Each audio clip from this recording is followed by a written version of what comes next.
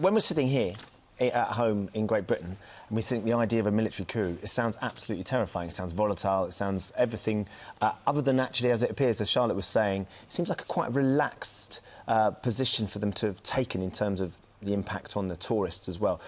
I suppose that your position is you don't want people to underestimate actually how serious this is. Yeah, I mean, it is obviously a very grave situation, and I think it is very important that people do respect the terms of the curfew and stay in their hotels from 10 o'clock in the evening, as you say, until 5 in the morning. Having said that, the military leader has given assurances that tourists will be protected, and typically, as you say, Thailand has experienced coups before, and tourists aren't targets for that. It's very much a political focus. It's a hugely popular destination now, becoming more and more popular all the time. If people are sitting at home and they're looking at these stories and wondering whether they should go or shouldn't go, how concerned should they be? I mean, the key thing is to follow Foreign Office advice. The Foreign Office hasn't changed its overall level of travel advice for Thailand, which means you can go, you can travel there and travel back. Having said that, it's very important that you do keep an eye on that. If you're in the country at the moment, you keep an eye on that. If you're travelling independently, you keep an eye on that. If you're travelling with a tour company, keep in touch with the tour operator. They will keep in touch with you as well.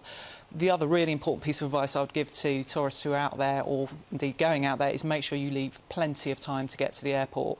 We are hearing reports that some of the roads are disrupted, and that, as in the report you just had there, it's quite difficult to get. That's what Andrew was saying, actually. That's an issue with transport problems, so people might need to think about arrangements, how they get from, say, the airport to their resort. Absolutely. I mean, we've said, at least double the time you would normally need to get to the airport to factor into some of the disruption or uncertainty. The authorities have given assurance that tourists travelling to the airport can do so during those curfew hours. Right. So you should be fine. And just quickly, what about insurance? In case somebody doesn't want to go, would a military coup, is that allowable under insurance? Yeah, I mean, most insurance policies will reflect Foreign Office advice. So in this instance, as I say, the Foreign Office advice has stayed the same. So your travel insurance policy should act as normal. Always check the terms and conditions of your travel insurance, though, as a general point of advice before you're booking it. OK, Victoria Bacon, thanks for joining us this morning. Thank you.